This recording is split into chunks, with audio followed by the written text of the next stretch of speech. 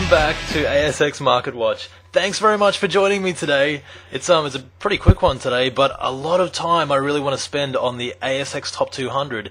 Why? Because unfortunately the Australian market, the ASX Top 200, is the only one that's really lagging behind our other brother and sister markets overseas.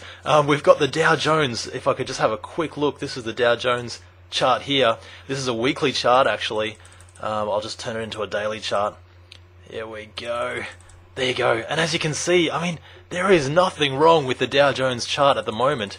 It is well and truly above its uptrend line. Guys, you probably know from my last market watches that I tend to use trend lines. They're a really simple tool. On a short-term basis, this shorter-term trend line here, it's well above that as well.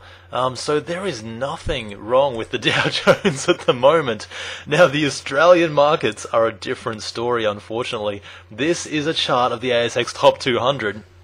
And as you can see, there we've got our first two trend lines here. So this is the March 2009 low, and it's gone all the way up. This is our uptrend line. Technically, we are still in a longer-term uptrend on the ASX Top 200.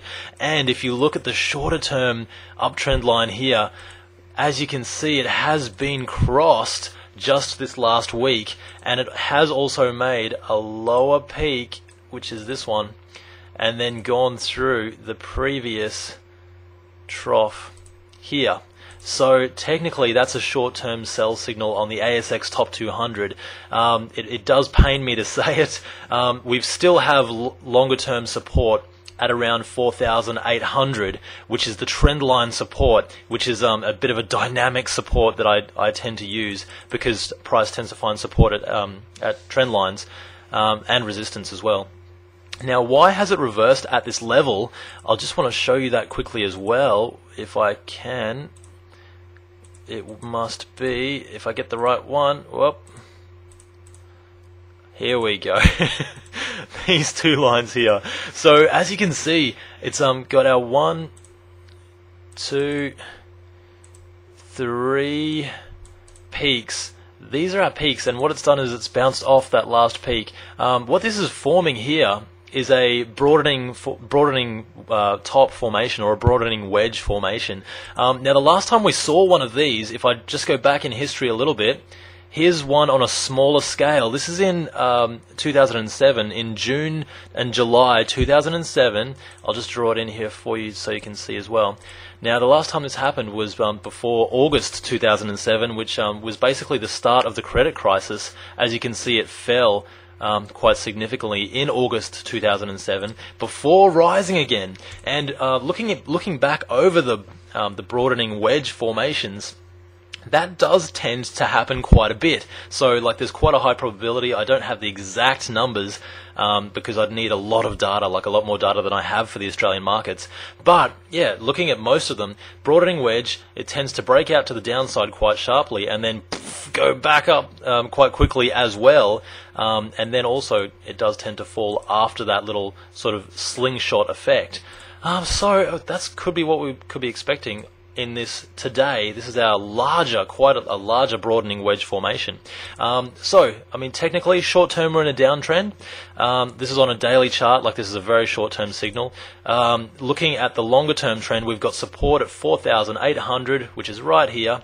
And also, if you want to have a quick look at the price retracements, I'll just enlarge this a little bit for you as well. Chucking a lot of indicators on the chart. These are basically all the tools that I use: trend lines and price projections or retracements. What we've got here is our 25% retracement, 38.2, 50%, 61.8, which is those are Fibonacci ones, and then 75%, which is again retracement. So looking at those, we've got support at 4,888, then 4,815, then 4,750 is our 50% support level. So really there is a lot of support there as well. Only time will tell. Again, technically long term we're in an uptrend, so if you're a long term trader, still in an uptrend. Short term, in a bit of a downtrend, so could expect more prices to fall in the near term until it hits some of this support. But yeah, again, the overseas markets are going absolute gangbusters. They're not worrying at all. So really, we've had our run from 2003 to 2007, and now the American markets are going much better than the Australian markets, much better.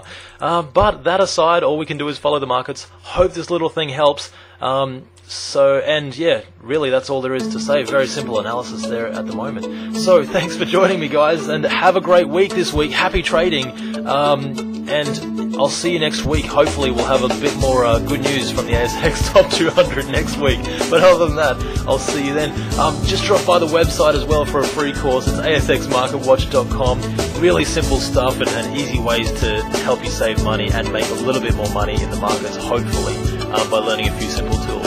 Alright guys,